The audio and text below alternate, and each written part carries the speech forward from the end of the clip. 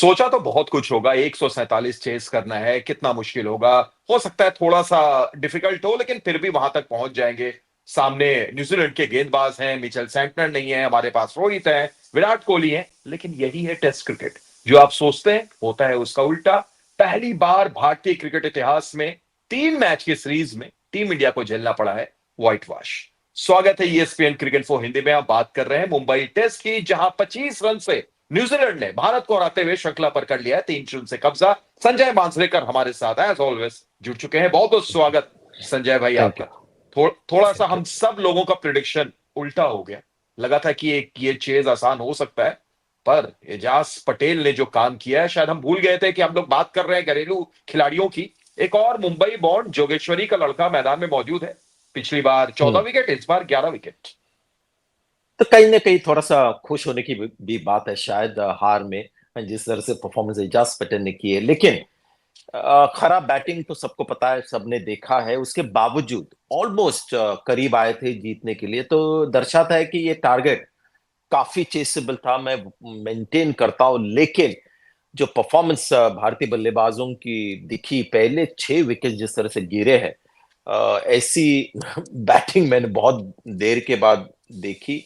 और कहीं ना कहीं लगता है कि प्रेशर जो भारत फील कर रहे थे 2-0 डाउन का, वो पूरी तरह से प्ले आउट हो गया। बिल्कुल संजय भाई, और शायद यही वजह है कि हमने भी जो थंबनेल का नाम रखा है, इसी बैटिंग की वजह से शर्मनाक रखा है। शर्मनाक के अलावा और क्या बोले। हालांकि उन खिलाड़ियों की, उन बल्लेबाजों की हम बात करेंगे, लेकिन उससे पहले जाबाज परफॉर्मेंस। ऋषभ पंत दोनों पारियों में 50। ऐसा लग रहा था कि सिंगल हैंडेडली वो भारत को जीत की मंजिल तक पहुंचा रहे हैं। लेकिन वो फैसला, सबसे पहले उसकी प्रतिक्रिया आपसे। आपको क्या लगता है, बैट लगा था पैड पे, या बैट और पैड पर लगने के साथ गेंद भी छू के गई थी? वो फैसला कैसे देखते हैं आप? देखिए, जब हम रिव्यू करते हैं तो आइडिया यही होती है कि कोई ब्लंडर अंपायर करे तो उसका करेक्शन हो। तो अब रिव्यू के साथ भी अगर हमें प्रॉब्लम लगने लगेगी तो कहाँ जाएंगे हम। तो जो थर्ड अंपायर ने किया, वो उसने देखा कि जी हाँ, बॉल बल्ले को लगकर फिर गया है। तो जो थर्ड अंपायर ने देखा वो उन्होंने किया। बिल्कुल पता चल रहा था कि ऋषभ पंत को लग रहा था कि उन्होंने तो हिट नहीं किया है बॉल। लेकिन उसके बाद अश्विन भी अगर आप देखें तो उन्होंने जब वो शॉट मारा, उनको भी लगा कि वो खेले नहीं है। तो कभी कभी ऐसे हो जाता है, लेकिन ये छोटी बात है। ये part and parcel of the game है। जो एक्चुअल गेम में जो गलतियां की है, वो ज्यादा उसके ऊपर फोकस रखना चाहिए, क्योंकि अंपायर्स तो गलतियां करेंगे ही। ये हमेशा सालों से, 100 सालों से ये एक फैक्ट और एक सच्चाई रही है, जो हर प्लेयर को पता है। अंपायर से गलती हुई, वो नतीजा भारत के खिलाफ गया, ये सब कुछ हेडलाइन बन सकती है, कहा जा सकता है। लेकिन हम ये नहीं भूल सकते हैं संजय भाई कि 29 रन पर 5 विकेट आप 8 ओवर के अंदर में गंवा देते हैं। एक दुनिया की सबसे शक्तिशाली बैटिंग ऑर्डर, जिसमें रोहित शर्मा, विराट कोहली, शुभमन गिल जैसे खिलाड़ी, यंग यशस्वी जायसवाल वहां पर मौजूद। ये 5 विकेट 29 रन पर, सरफराज को भी आप इंक्लूड कर लें, क्या यही टर्निंग पॉइंट मैच का? जी हाँ, और सबसे बुरा परफॉर्मेंस बैटिंग को लेकर, क्योंकि इस सीरीज में हमने देखा है 46 ऑल आउट, लेकिन वहां पर कंडीशंस बहुत चैलेंजिंग थे और थोड़ा सा डिफेंस भारत का टेस्ट हुआ। लेकिन ये तो घरेलू कंडीशंस है, ये टर्निंग पिच है। सरफराज खान तो इस पिच पे बचपन से खेलते आए हैं, और जिस तरह से 5 विकेट गिरे और कई कई शॉट जो खेले गए, शुभमन गिल का भी उसमें मैं रखूंगा एक शॉट, क्योंकि उन्होंने 90 रन बनाए और जिस तरह से बॉल को छोड़कर आउट हुए। तो कहीं ना कहीं ये स्पिन की कमजोरी शुभमन गिल को भी सता रही है, और भारतीय टीम को भी। एक ही चीज कहूंगा जिसकी वजह से बैटिंग कोलैप्सेस हमने ज्यादा देखे हैं। जो आपको स्किल्स चाहिए या जो गेम चाहिए ऐसे कंडीशंस में, वो थोड़ा सा आपको ओल्ड स्कूल भी चाहिए, सिर्फ मॉडर्न डे हिटिंग नहीं। और हमारे ओल्ड स्कूल बल्लेबाज कौन है? रोहित शर्मा और विराट कोहली। और ये दोनों बहुत ही आउट ऑफ फॉर्म थे, और वो मेन वजह है कि इतने बैटिंग कोलैप्सेस हमने देखे, क्योंकि उनमें से अगर एक भी अच्छे फॉर्म में होता तो नतीजा कोई और होता। क्योंकि इस चैलेंज के लिए थोड़ा बहुत आपको ऐसे खिलाड़ी चाहिए जिन्होंने 2010 में डेब्यू किया या 2013 में डेब्यू किया। ऐसे बल्लेबाज इन परिस्थितियों में टेस्ट क्रिकेट में बेहतर खेलते हैं, और दोनों हमारे जो दो मेन प्लेयर्स थे दोनों आउट ऑफ फॉर्म रहे, यानी दारोमदार पूरी तरह यंग बल्लेबाजों पे। और यंग बल्लेबाज आजकल ऐसे ही खेलते हैं और ऑलमोस्ट जैसे सीख रहे हैं टेस्ट क्रिकेट खेलते वक्त।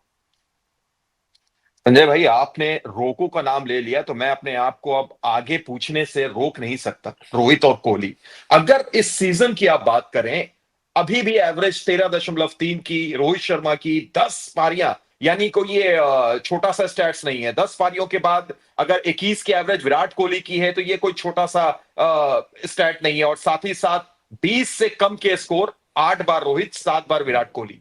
ये क्या है, ये कैसे, ये कहां पर इनसे ये कमियां हो रही हैं? क्या ये माना जाए कि अगर ऐसा ही रहा तो फिर इनका जो करियर है ये थोड़ा सा डायलेमा में जा रहा है, या फिर एक अलार्मिंग साइन है? बहुत ही अच्छा क्वेश्चन है। मैं रोहित के बारे में यही कहूंगा कि आजकल अपने डिफेंस को वो ट्रस्ट नहीं कर रहे। आज की जो पारी आपने देखी, एक डिफेंसिव शॉट पे रिव्यू हो गया, लेग बिफोर अपील हुआ, उसके बाद वो बहुत ही ज्यादा अटैकिंग खेल रहे। चलो अटैकिंग खेलो तो ठीक है, लेकिन आजकल अटैकिंग शॉट्स उनके मिस हिट हो रहे हैं, उसकी वजह देखनी चाहिए। तो अभी उनकी सिचुएशन ये है कि अपने डिफेंस को ट्रस्ट नहीं कर रहे और अटैकिंग शॉट्स उनसे लग नहीं रहे जैसे लगने चाहिए। तो ये समस्या है उनके लिए। तो दोनों में से एक को तो सुधारना ही होगा उनको, क्योंकि दोनों कहते हैं ना कि एकदम परफेक्ट नहीं है, या दोनों उनकी अब ताकत नहीं है। विराट कोहली का ये जो हमने देखा है जजमेंट ऑफ लेंथ, आज भी अगर आप देखें, बॉल जब वो फुल स्ट्रेच फ्रंट फुट पे थे, बॉल उनसे ऑलमोस्ट 3 फुट दूर पिच हुई थी।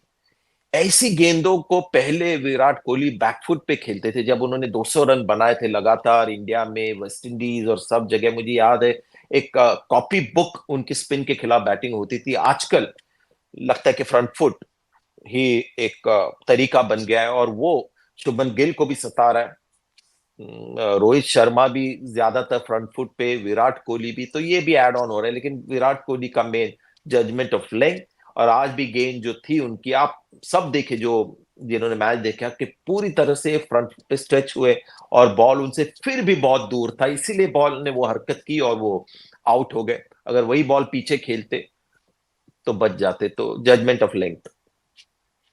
बिल्कुल। और ये लगातार, जैसा आपने कहा भी कि सीरीज में हम देख रहे हैं, पर सीरीज में एक और चीज हमने ये देखा कि न्यूजीलैंड, उनके उनसे कहीं से भी हम श्रेय छीन नहीं सकते जैसा प्रदर्शन उन्होंने किया। एक नया कप्तान, फुल टाइम नए कप्तान टॉम लेथम सीरीज से ठीक पहले सऊदी नाम वापस लेते हैं। केन विलियमसन नहीं आ रहे होते हैं, और उसके बावजूद एक ऐसा कारनामा कर देते हैं जो भारतीय इतिहास में कभी नहीं हुआ था। 3 मैच की टेस्ट सीरीज में भारत को 3-0 से हराना, ये शायद ये खुद टॉम लेथम में ने भी नहीं सोचा होगा, न्यूजीलैंड के फैंस ने भी नहीं सोचा होगा, संजय भाई। जी, और ये खासियत है न्यूजीलैंड की, क्योंकि वर्ल्ड कप जब होते हैं, टेस्ट चैंपियनशिप जब होती है, तो वो इर्द गिर्द होते हैं। ऐसे नहीं कि पहले ही राउंड में नॉकआउट हो जाते हैं। टेस्ट चैंपियनशिप फाइनल खेले भारत के खिलाफ इंग्लैंड में, उनको हराया भी भारत को। तो ऐसी टीम है जो अपने, जैसे हमेशा हम कहते आए हैं कि अपनी जो एबिलिटी है उससे और ज्यादा वो रिजल्ट लाते हैं, परफॉर्मेंस देते हैं। तो एक तो आप सोचिए कि तेंदुलकर के जमाने में अगर तेंदुलकर अवेलेबल नहीं होते तो कितना बड़ा झटका होता। विराट कोहली जब प्राइम में थे, अगर विराट कोहली नहीं खेले तो वो कितना बड़ा झटका एक टीम को लगता है।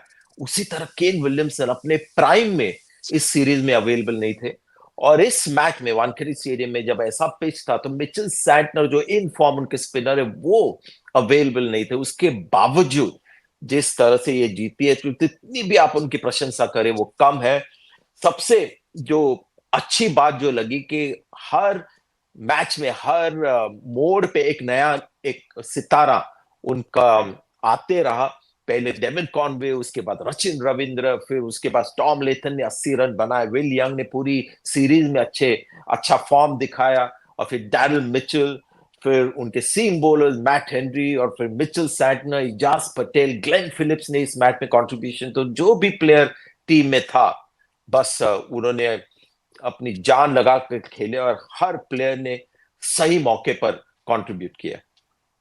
हर मैच में एक नया मैच विनर, और यही खासियत होती है एक चैंपियन टीम की, जो न्यूजीलैंड ने दिखाया। अब आगे की अगर हम देखें, भारत को अब बॉर्डर गावस्कर ट्रॉफी खेलना है, 5 मैचों की वो सीरीज। WTC की बात करें संजय भाई, तो अब दूसरे नंबर पर टीम इंडिया खिसक गई है, नंबर 1 पर ऑस्ट्रेलिया आ चुकी है, और जो ये फासला है ये बढ़ता जा रहा है। श्रीलंका 3 पे, न्यूजीलैंड 4 पे, साउथ अफ्रीका 5 पे। पर भारत के सामने अब 4 मैच जीतना है अपने बलबूते पर पहुंचने के लिए। क्या लगता है कि शायद अब इस मनोदशा के साथ ऐसी उम्मीद करना ऑस्ट्रेलिया में 4 मैच जीतना मुश्किल है?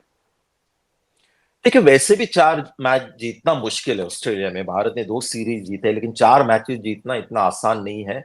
लेकिन एक जो चीज भारत के फेवर में है कि ये जो फॉर्म देख रहे हैं और ये जो परफॉर्मेंस हम लोग देख रहे हैं, वो इंडिया में एक बिल्कुल अलग कंडीशंस में और अलग चैलेंज के साथ। ऑस्ट्रेलिया में जब रोहित शर्मा, विराट कोहली, बाकी प्लेयर जाएंगे तो थोड़ा सा रिलीव भी होंगे कि ये वानखेड़े स्टेडियम की पिच नहीं है, बैंगलोर का पिच नहीं है, या पुणे का पिच नहीं, तो कहीं ना कहीं थोड़ा सा अपने आप को रिलैक्स और फ्री महसूस करेंगे। लेकिन जब कॉन्फिडेंस डाउन होता है और अगर सचमुच आपकी काबिलियत कम हो गई है, तो बहुत ही मुश्किल होने वाला है। और रोहित शर्मा, विराट कोहली, ये जो सीनियर प्लेयर्स, उनको यंगस्टर्स से बहुत ज्यादा सपोर्ट की जरूरत है। पंत तो है ही, लेकिन यशस्वी जायसवाल, शुभमन गिल और सरफराज अगर खेले तो इस तरह के शॉट्स नहीं खेल सकते। तो कहीं ना कहीं भारतीय बल्लेबाजों को, कहते हैं ना, आउट ऑफ द स्किन्स बल्लेबाजी करनी होगी अगर ऑस्ट्रेलिया के साथ उनको कम्पीट करना हो तो। एक इसी पर सवाल आपसे, क्योंकि आप पे लगातार इस पूरे सीरीज के दौरान जो हम लोग बात करते रहे, खासतौर से सीनियर बैटर्स की, तो आपने यही कहा है कि डिफेंस में कहीं ना कहीं परेशानी है, जो सीनियर्स बैटर उनको देखना होगा। संजय भाई, अभी हमने जो पिछली, यानी भारत ने जो पिछली 2 सीरीज ऑस्ट्रेलिया में जीती थी, उसमें मुख्य किरदार चेतेश्वर पुजारा, अजिंक्य रहाणे और हनुमा विहारी भी बहुत हद तक इन तीनों का रहा था, और ये तीनों की खासियत थी पिच पर खड़े रहना। इस बार जब ये तीनों नहीं है, कौन वो किरदार निभा सकता है? क्या ये भारत के लिए चिंता का सबब है? देखिए, चेतेश्वर पुजारा जरूर, क्योंकि 300 उन्होंने किए थे। अजिंक्य रहाणे ने 100 बनाए ऑस्ट्रेलिया में, लेकिन वो उस तरह के डिफेंसिव प्लेयर नहीं थे। तब बाकी थोड़े बल्लेबाज थे। रोहित शर्मा 2 साल 3 साल पहले इंग्लैंड में जिस तरह का डिफेंस उन्होंने दिखाया, केएल राहुल ने भी दिखाया, विराट कोहली दिखा रहे थे। पंत अगर डिफेंस करना चाह रहे तो कर सकते हैं, लेकिन पिछले सीरीज में स्टार तो वही थे। डिफेंसिव प्ले के लिए अभी हमें शायद ईश्वरन के पास देखना होगा कि ये जाके उस तरह का डिफेंस दिखाए। विराट कोहली दिखाएंगे जरूर, क्योंकि यहाँ पर स्पिन को नहीं हैंडल करना है। और अभी भी मैं होपफुल हूं कि साउथ अफ्रीका में जिस तरह से खेले, वो फिर से वो उसको रेप्लिकेट करे, तो विराट कोहली उस तरह की पारी खेल सकते हैं। रोहित शर्मा के बारे में थोड़ा सा चिंतित हूं, क्योंकि न्यू बॉल खेलेंगे, खूका बुरा बॉल थोड़ा सा ज्यादा हिलता है और उनका डिफेंस से कॉन्फिडेंस गया। और वहां पर शुरुआत में पहली इनिंग में आप जिस तरह के शॉट्स उन्होंने अटेम्प्ट यहाँ पर किए, वो नहीं वहां कर सकते। तो है थोड़ा सा प्रॉब्लम। सरफराज खान ने अपने 150 रन में कभी कभी थोड़ा सा डिफेंस अच्छा दिखाया है, लेकिन जैसे मैंने कहा कि शुभमन गिल को डिफेंस ज्यादा टाइटन अप करना पड़ेगा। तो लगता है कि एक दो नए प्लेयर्स को इंट्रोड्यूस करना पड़ेगा अगर ये जो करंट लॉट है, जो चाहिए आपको रन बनाने के लिए ऑस्ट्रेलिया में, वो अगर इनके पास ना हो, तो ऑप्शंस रखने पड़ेंगे सिलेक्टर्स को। ऑप्शंस रखने पड़ेंगे, लेकिन फिलहाल तो भारत ने सीरीज गंवा दिया है 0-3 से, और न्यूजीलैंड ने एक इतिहास रचा है। तो इस ऐतिहासिक जीत पर वो जरूर खुश होंगे। भारतीय फैंस को थोड़ा सा समय लगेगा, लेकिन जैसा हम जानते हैं कि टीम इंडिया कमबैक करना जानती है, नई सीरीज में नए खिलाड़ी कुछ आगे बढ़ेंगे। हम उम्मीद कुछ ऐसे ही करेंगे संजय भाई, जब दोबारा आप हमारे साथ जुड़ेंगे ESPN cricket focus match day show में, तो फिर आपसे चर्चा इसी तरीके से होती रहेगी। फिलहाल बहुत बहुत थैंक शुक्रिया यू। जुड़ने के लिए, तमाम बातचीत के लिए।